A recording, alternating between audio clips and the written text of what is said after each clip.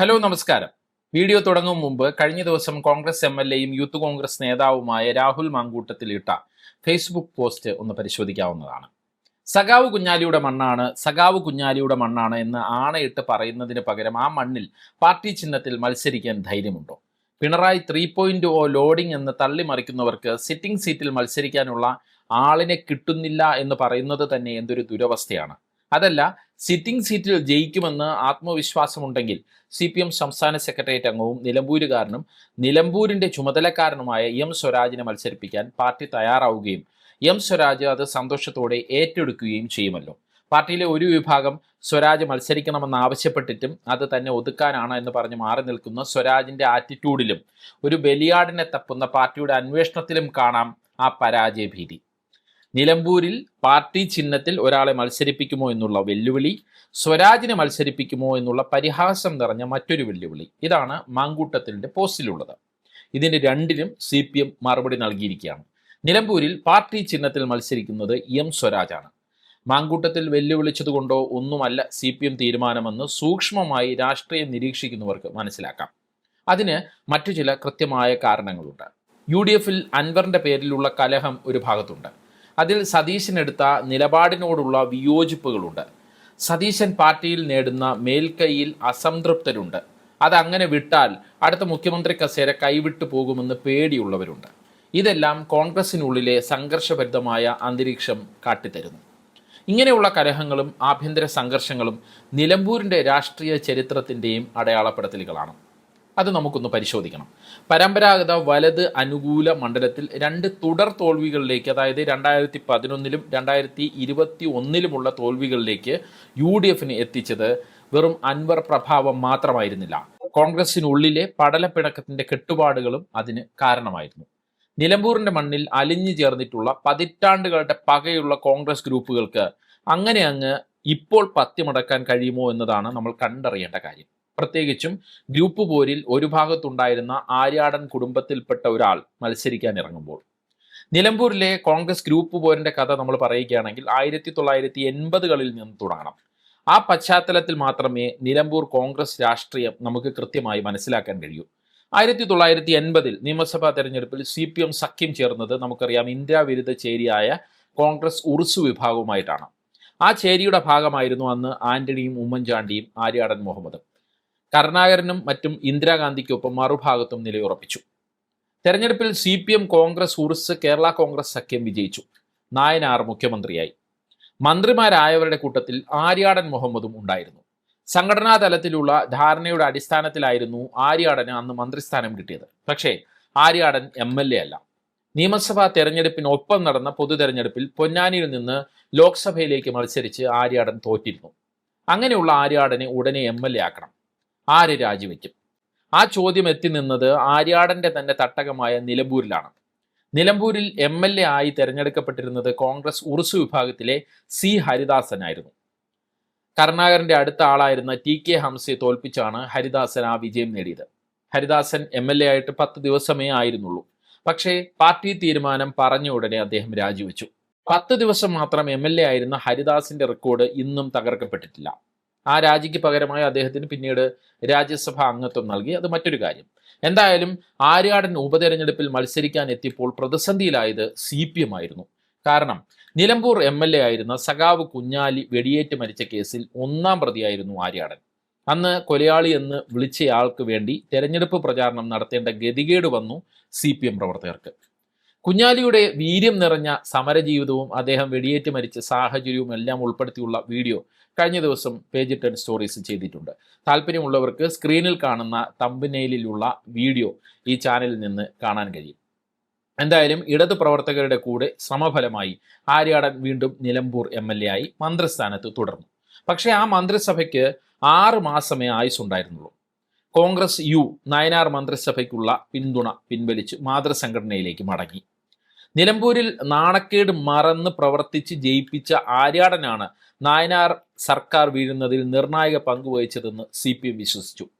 ആര്യാടനോട് പകരം വീട്ടാൻ CPM കാത്തിരുന്നു. 1982-ലെ നിയമസഭാ തെരഞ്ഞെടുപ്പ് കാലം. അതിനിടയ്ക്ക് ചില കാര്യങ്ങൾ കേരളത്തിലെ കോൺഗ്രസ് രാഷ്ട്രീയത്തിൽ ഉടലെടുത്തിരുന്നു. അതിൻ്റെ പ്രതിഫലനം നിലമ്പൂരിലും ഉണ്ടായി. കോൺഗ്രസ് യു വിഭാഗം ഇന്ദിരാ കോൺഗ്രസിലേക്ക് തിരിച്ചെത്തിയത് എല്ലാ അർത്ഥത്തിലും ഉൾക്കൊള്ളാൻ കരുണാകര പക്ഷക്കാർ തയ്യാറായിരുന്നില്ല. ആന്റണി പക്ഷത്തിനെ എതിർചേരിയായി മാത്രമാണ് അവർ കണ്ടത്. അന്ന് മലപ്പുറം DCC പ്രസിഡന്റായിരുന്നു TK ഹംസ. മലപ്പുറത്തെ കോൺഗ്രസ് രാഷ്ട്രീയത്തിൽ ആര്യാടനോളം പോന്ന നേതാവ്, ആന്റണി വിരുദ്ധ ചേരിയുടെ മുൻനിരക്കാരൻ. നേരത്തെ പറഞ്ഞതുപോലെ കരുണാകരന്റെ ഏറ്റവും അടുത്ത നേതാവ്. പക്ഷേ നിയമസഭാ തെരഞ്ഞെടുപ്പ് സീറ്റ് വിഭജനം വന്നപ്പോൾ ഹംസയെ കരുണാകരൻ കൈവിട്ടു. നിലമ്പൂർ സീറ്റ് ആന്റണി പക്ഷത്തിലെ ആര്യാടന് നൽകാനായിരുന്നു തീരുമാനം. പൊന്നാനി കിട്ടുമെന്ന് ഹംസ വിചാരിച്ചെങ്കിലും അതും തെറ്റി. പൊന്നാനി സീറ്റ് കരുണാകരൻ നൽകിയത് MB ഗംഗാധരനായിരുന്നു. അപമാനം നേരിട്ട് TK ഹംസ വിട്ടുകൊടുക്കാൻ തയ്യാറല്ലായിരുന്നു. തെരഞ്ഞെടുപ്പ് കഴിഞ്ഞ് നിയമസഭയിൽ കാണാമെന്ന് K കരുണാകരനെ വെല്ലുവിളിച്ച് ഹംസ കോൺഗ്രസിൽ നിന്ന് ഇറങ്ങി. സ്വതന്ത്രനായി നാമനിർദ്ദേശ പത്രിക നൽകി. അപ്പോഴേക്കും CPM ദേവദാസ് പൊറ്റക്കാടിനെ പാർട്ടി സ്ഥാനാർത്ഥിയായി നിലമ്പൂരിൽ പ്രഖ്യാപിച്ചിരുന്നു. ഹംസ CPM നേതാക്കളുമായി അതിരഹസ്യമായ ചില ചർച്ചകൾ നടത്തുന്നുണ്ടായിരുന്നു.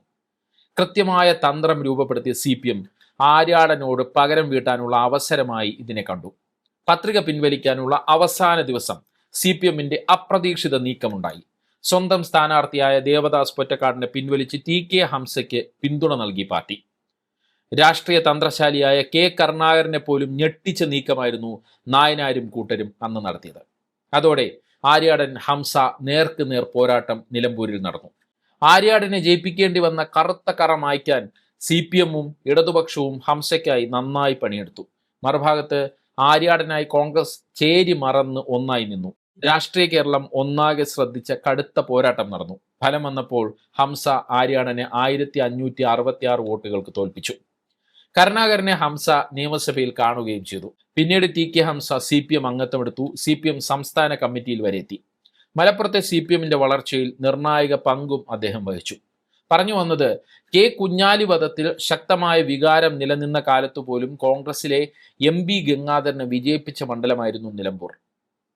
അതിൽ നിന്ന് തന്നെ നിലമ്പൂരിന്റെ വലതുപക്ഷ അനുകൂല രാഷ്ട്രീയ ചായ്വ് നമുക്ക് മനസ്സിലാക്കാൻ കഴിയും. അങ്ങനെയുള്ള നിലമ്പൂരിലാണ് ആഭ്യന്തര സംഘർഷം കാരണം കോൺഗ്രസിന് 1982 സീറ്റ് നഷ്ടപ്പെട്ടത്.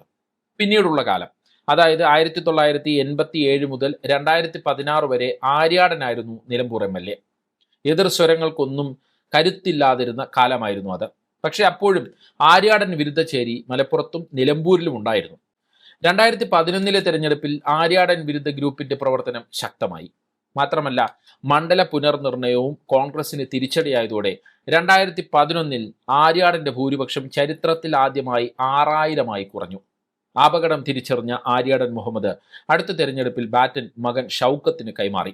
പക്ഷേ ആര്യാടൻ വിരുദ്ധ ഗ്രൂപ്പ് VV പ്രകാശിന്റെ നേതൃത്വത്തിൽ ശക്തമായ നീക്കം നടത്തി.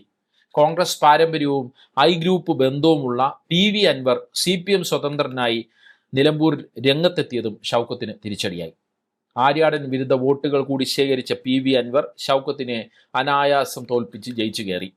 2021 ശക്തമായ സമ്മർദ്ദ ഫലമായി ആര്യാടൻ ഷൗക്കത്തിന് വെട്ടി VV പ്രകാശ് കോൺഗ്രസ് സ്ഥാനാർത്ഥിയായി. പക്ഷേ ഇത്തവണ ആര്യാടൻ ഷൗക്കത്ത് പക്ഷം പാലം വലിച്ചു. അതിനുവേണ്ടിയുള്ള അണിയറ നീക്കങ്ങൾ നടത്തി അൻവറും കളം നിറഞ്ഞു. മാത്രമല്ല പാർട്ടിക്കാരെക്കാൾ നന്നായി സൈബർ പോരാട്ടം നടത്തുന്ന PV അൻവറിനു വേണ്ടി CPM സംഘടനാ സംവിധാനം ഒന്നാകെ അണിനിരക്കുക കൂടി ചെയ്തതോടെ നിലമ്പൂർ വീണ്ടും LDF വിജയക്കൊടി നാട്ടി. അതായത് നിലമ്പൂരിലെ രാഷ്ട്രീയ ചരിത്രം നമ്മൾ പരിശോധിക്കുമ്പോൾ കോൺഗ്രസ് ഗ്രൂപ്പ് പോരിന്റെ പ്രാധാന്യവും അതുണ്ടാക്കുന്ന പ്രതിഫലനങ്ങളും കൃത്യമായി നമ്മൾ മനസ്സിലാക്കണം.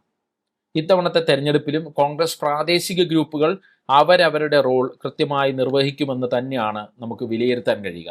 VV പ്രകാശിന്റെ മരണത്തിന് പിന്നാലെ പഴയ ആര്യാടൻ വിരുദ്ധ ചേരി ഇന്ന് DCC പ്രസിഡന്റ് VS ജോയിക്കൊപ്പമാണ്. പ്രകടമല്ല എങ്കിലും സ്ഥാനാർത്ഥിത്വം ജോയിക്ക് കിട്ടാത്തതിൽ ചില മുറുമുറുപ്പുകൾ പാർട്ടിക്കകത്തുണ്ട്. ആ വികാരം ഷൗക്കത്തിനെതിരെ എത്രത്തോളം പ്രതിഫലിക്കുമെന്നത് നിലമ്പൂർ ഉപതെരഞ്ഞെടുപ്പ് കളത്തിൽ നിർണായകമാകും. അൻവറിന്റെ പേരിലുള്ള കലഹങ്ങളും സതീശനോടുള്ള പാർട്ടിക്കുള്ളിലെ കലിപ്പും ആര്യാടനോടുള്ള വിരോധങ്ങളും ഉപയോഗപ്പെടുത്താൻ സ്വരാജിലൂടെ കഴിയുമോ എന്നാണ് CPM പരിശോധിക്കുന്നത്. മാത്രമല്ല സഖാവ് കുഞ്ഞാലിയുടെ വീര്യമുള്ള മണ്ണിൽ പാർട്ടി ചിഹ്നത്തിൽ നിലപാടുറപ്പുള്ള സ്വരാജ് ഇറങ്ങുമ്പോൾ അത് വോട്ടർമാരുടെ മനസ്സിൽ പ്രതിഫലിക്കുമെന്ന് തന്നെയാണ് CPM വിലയിരുത്തുന്നത്. ഗാസ കൂട്ടക്കുരുതിയുടെ കാര്യത്തിലും ഇന്ത്യ പാക് സംഘർഷ വിഷയങ്ങളിലെല്ലാം സ്വരാജ് മുന്നോട്ട് വെച്ച നിലപാടുകൾ മുസ്ലിം വിഭാഗത്തിൽ ചർച്ചയാക്കപ്പെടുമെന്നും CPM കരുതുന്നു. ഈ വീഡിയോയെക്കുറിച്ചുള്ള നിങ്ങളുടെ അഭിപ്രായങ്ങൾ കമൻറ്റ് ബോക്സിൽ കുറിക്കുക. നന്ദി, നമസ്കാരം.